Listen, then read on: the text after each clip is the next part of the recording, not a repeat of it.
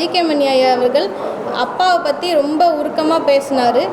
அதே போல் அப்பா மாவீரன் இருக்கக்குள்ளே இந்த கட்சி வந்து மாநில கட்சியாக இருந்துச்சு. இப்போ இந்த கட்சிக்கு அங்கீகாரமே இல்லை அப்படின்னு சொல்லிட்டு ஒரு பெரிய உண்மையை அவர் வாயாலே அந்த இடத்துல மக்களுக்கு சொல்லி புரிய வச்சுருக்குறாங்க. அதுக்கப்புறம் தொடர்ந்து அப்பாவை பற்றி ரொம்ப வருத்தப்பட்டு பேசினார். அந்த கட்சிக்காக எவ்வளோ பாடுபட்டாங்க, எவ்வளோ தியாகம் பண்ணாங்க எங்கள் அப்பா அப்படின்னு சொல்லி அதையும் பேசினார். இப்போ இருக்க பூத்த அருண்மணி ஐயா அவர்கள் இருக்காங்கள்ல, இப்போ இருக்க வன்னியர் சங்க தலைவர் அவங்களுமே எங்கள் அப்பாவை பற்றி கொஞ்சம் நேரம் பேசினாங்க. அவர் என்ன தியாகம் செஞ்சார், அவரோட கொள்கைகள் என்ன அப்படின்னு சொல்லி மக்களுக்கு எடுத்து எல்லாமே சொன்னாங்க. இவங்க 2 பேருக்குமே என்னோட மனமார நன்றியை நான் தெரிவிச்சுக்கிறேன். இதை வந்து எங்கள் அப்பாவை பற்றி இன்னும் நல்லா அவரோட வரலாறு என்ன, அவர் என்ன இந்த மக்களுக்கு செஞ்சார் அப்படின்றத ஐயா ராமதாஸ் ஐயா அவர்கள் 2 பேருமே சொல்லியிருக்கணும். ஆனால் 2 பேருமே அந்த இடத்துல பெருசாக அப்பாவை பற்றி பேசலை. அந்த கூட்டமே வந்தது எங்கள் அப்பாக்காக வந்த கூட்டம் தான். இதுக்கும் இப்போ 2013 வந்து இந்த சித்திரை மாநாடு நடந்துச்சு. அப்போ நடந்த மாநாடு இத்தனை ஆண்டு கழிச்சு இப்போ தான் நடந்திருக்கு. எதுக்காக நடந்திருக்கு? 2018 எங்கள் அப்பா இறந்தாங்க. உங்களால் நடத்த முடிஞ்சிருந்தா நீங்கள் அப்போவே மாநாட்டை நடத்திருக்கலாம்ல.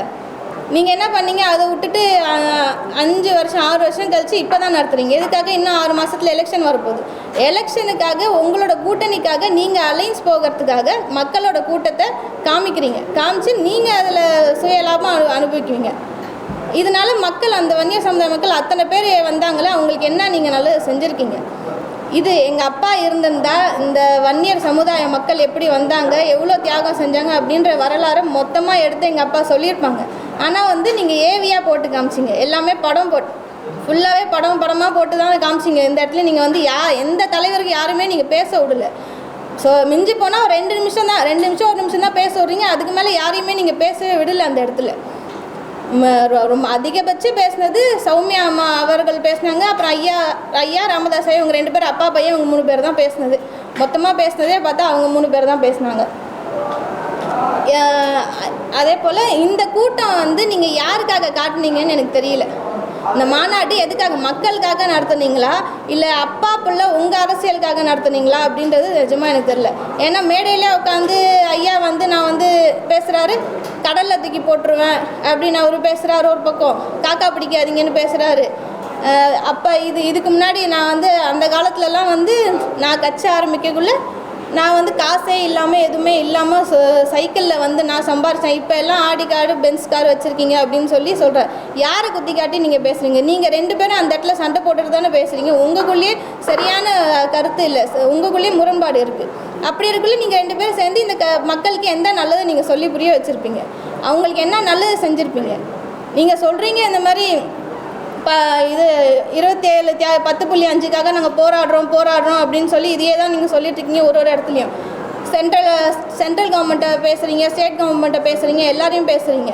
ஸ்டாலின் ஐயா அவர்களை சின்னையா சொல்கிறாரு, ஸ்டாலின் ஐயா அவர்கள் அவர் தான் கொடுக்கணும், அவரால் கொடுக்க முடியல, அவர் ஏன் கொடுக்கல, அவரை கேட்டால் சென்ட்ரல் கவர்மெண்ட்டை கேளுங்க அப்படின்னு சொல்கிறாரு. ஆனால் ஐயா என்ன சொல்கிறாரு? தம்பி ஸ்டாலின் அவர்கள் தான் இதை கொடுத்தாகணும் அப்படின்னு சொல்லி அவர் சொல்கிறார். உங்கள் 2 பேருக்கிட்டையுமே சரியான பேச்சு, 2 பேரும் மாற்றி பேசுகிறீங்க. நீங்கள் 10.5க்கு இவ்வளோ பேசுகிறீங்களே, ஒன்றுமே இல்லை. 27 தியாகிகள் செத்தாங்கல்ல, அவங்களால வந்த கட்சி தான் இது, அவங்களால வந்த கூட்டம் தான் இது, எங்கள் அப்பாக்காக வந்த கூட்டம் தான் இது. அவங்கள அங்கீகாரப்படுத்தி எந்த இடத்துலையுமே நீங்கள் பேசலை. நீங்கள் அவ்வளோ நல்லது பண்ணுறவங்களா இருந்தால் 27 தியாகிகளோட குடும்பத்தை கூப்பிட்டு நீங்கள் அங்கே முன்னாடி உட்கார வச்சுருந்துருக்கணும். உங்கள் மருமக உட்காந்துருக்காங்க, உங்கள் ஃபேமிலி மொத்தமும் முன்னாடி உட்காந்துருக்கு. அந்த தியாகிகளோட குடும்பத்தை நீங்கள் கூப்பிட்டு முன்னாடி உட்கார வச்சுருக்காங்க. கூப்பிட்டு மரியாதை செலுத்திருக்கலாம்ல. அவங்கள அந்த 27 தியாகிகளை மட்டும்தான் தெரியுமே தவிர அந்த குடும்பத்தில் இருக்கவங்க யாருமே பெருசாக அந்த உலகத்துல யாருக்குமே தெரியாது. அவங்கள கூப்பிட்டு காமிச்சு இவங்க தான் இந்த தியாகிகளோட குடும்பம் தான் கஷ்டப்படுது, இவங்களுக்காக தான் நம்ம இவ்வளோ தூரம் பேசணும்னு அவங்கள கூப்பிட்டு நீங்கள் காமிச்சிருக்கணும். நீங்கள் அதை பண்ணலை. ஆனால் எங்கள் அப்பா இருந்தால் அதை பண்ணியிருந்திருப்பார். எங்கள் அப்பா இருக்கிற வரையும் அவருக்கு அந்த குடும்பத்துக்கு வேணுங்கிறதுலாம் அப்பப்போ செஞ்சுட்டு தான் இருந்தாங்க. ஆனால் நீங்கள் என்ன பண்ணீங்க? ஐயா கலைஞர் அவர்கள் கொடுத்த 3 லட்சம் காசையுமே வேறு இரட்டிப்பாக தரேன் அப்படின்னு சொல்லிட்டு வாங்கிக்கிட்டு திரும்ப கொடுக்கல. ஏன் கொடுக்கல? அதுலேயும் நீங்கள் உங்கள் காசு சம்பாதிக்கணும்னு நினச்சிங்க. ஐயா கலைஞர் அவர்கள் 10.5 கொடுத்தாரு நம்மளுக்கு இலவச இடஒதுக்கீடு கொடுத்தாரு. அதையுமே நீங்கள் கொச்சப்படுத்தி தான் பேசுகிறீங்க. அதை விட்டுட்டு ஜெயலலிதா அம்மாவை, ஏடிஎம்கே ஆச்சு எல்லாரையும் தூக்கி வச்சு பேசுகிறீங்க. அந்த தியாகிகளை சுட்டு கொன்னது ஏடிஎம்கே ஆச்சு. எம்ஜிஆர் அவர்களுக்குள்ளே சுட்டு கொன்னாங்க. அவங்கள தூக்கி வச்சு பேசுகிறீங்க, இவங்கள நீங்கள் வந்து மட்டப்படுத்தி பேசுகிறீங்க. இவங்களுக்கு செஞ்சவங்க தான் சொல்கிறோம். இப்போ அந்த விழுப்புரத்தில் இது மணிமண்டபம் திறந்துருக்காங்க 27 குடும்பத்துக்கு. ஸ்டாலின் அவர்கள் என்ன பண்ணியிருக்காங்க, அந்த குடும்பத்தில் கூப்பிட்டு வச்சு தான் திறந்துருக்காங்க. இந்த மாநாட்டுக்கு நீங்கள் அவங்களை கூப்பிட்டுருக்க வேண்டியது தானே, ஏன் கூப்பிடல?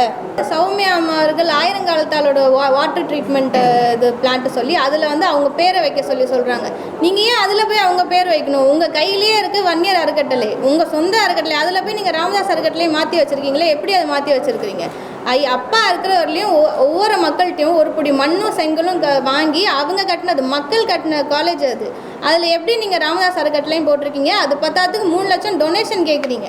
உங்ககிட்ட 3 லட்சம் கொடுத்து நாங்கள் டொனேஷன் வாங்கி படிக்கிறது, நாங்கள் ப்ரைவேட் காலேஜ்லேயே படிச்சுட்டு போயிடுவோம்ல. நீங்கள் சொல்கிறீங்க 10.5க்கு நான் சிஎம் ஆனால் சர்வே எடுப்பேன், அதை எடுப்பேன்னு அவ்வளோ சொல்கிறீங்க. அதெல்லாம் நீங்கள் பண்ணவே தேவையில்லை.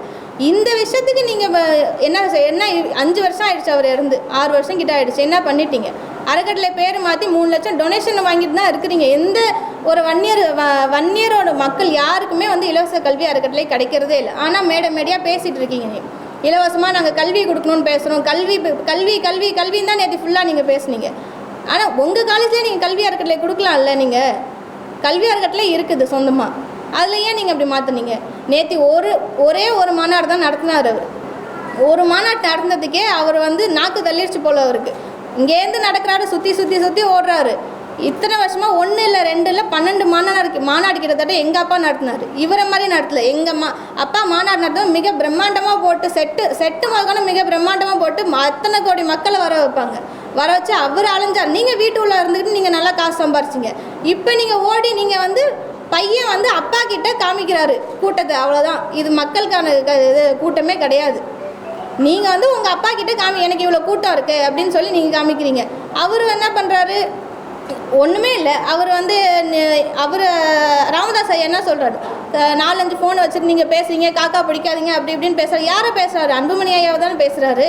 நீங்கள் பண்ணுற தப்பா அவர் எடுத்து சொல்கிறாரு. நீங்கள் வந்து வீட்டிலே இருந்து உட்காந்துக்கிட்டே நீங்கள் அரசியல் பண்ணால் ஒன்றும் பண்ணிட முடியாது, ரோடாக அலையணும், ஊராக போகணும் அப்படின்னு அவர் எடுத்து சொல்கிறாரு. அவர் ஆனால் சொந்த முகுந்தன் உங்கள் சொந்த தங்கச்சி பையன் தான், அந்த பையன் வரக்கூடாது அப்படின்னு சொல்லிட்டு அன்புமணி ஐயாவே பேசுகிறாரு, இவ்வளோ பிரச்சனை பண்ணுறாரு. நீங்கள் நாட்டில் இருக்க நம்ம வன்னியர் சமுதாய மக்கள் வளரணும்னு நீங்கள் எப்படி நினைப்பீங்க? அதுக்கு முதல்ல பதில் சொல்லுங்கள். நீங்கள் டயா பூஸ்டர் சுகருடைய ரிமோட் கண்ட்ரோல் இனி உங்க கையில. அனைத்து மருந்து கடைகளிலும் கிடைக்கும். செய்திகளை உடனுக்குடன் தெரிந்து கொள்ள கீழ்கண்ட கேபிள் மற்றும் டிடிஹெச் நெட்வொர்க்குகளில் எம்நாடு செய்தி தொலைக்காட்சியை காணுங்கள். பாதகம் செய்பவரை கண்டால் நாம் பயம் கொள்ளலாகாது பாப்பா. மோதி மிதித்து விடு பாப்பா, அவர் முகத்தில் உமிழ்ந்து விடு பாப்பா. அண்மை செய்திகளை உடனுக்குடன் தெரிந்து கொள்ள இணைந்திருங்கள் எம்நாடு தொலைக்காட்சியுடன்.